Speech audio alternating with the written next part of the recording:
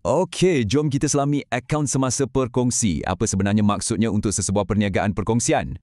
Mesti anda tertanya-tanya kan, macam mana rakan kongsi jejak semua aliran wang selain daripada modal awal?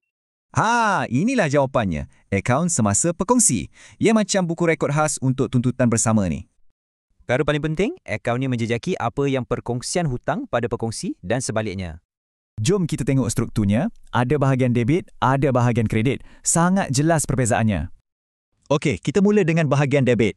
Ini adalah tuntutan perkongsian terhadap pekongsi.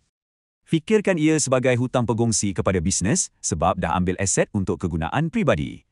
Sekarang, kita lihat pula sisi yang satu lagi, iaitu bahagian kredit. Ini tuntutan pekongsi pula. Yang ini pula, pada asasnya, ialah pendapatan dan ganjaran yang syarikat patut bayar kepada pekongsi.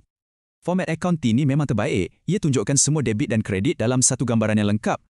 Jadi, apa yang paling penting kat sini? Kalau ada baki kredit, maksudnya perkongsian tu berhutang pada pekongsi. Nak lagi senang ingat, debit tu tab pekongsi, kredit pula tab syarikat. Mudah kan? Jadi cuba fikirkan, apa yang baki kredit akhir ni tunjukkan tentang kesihatan kewangan seorang pekongsi?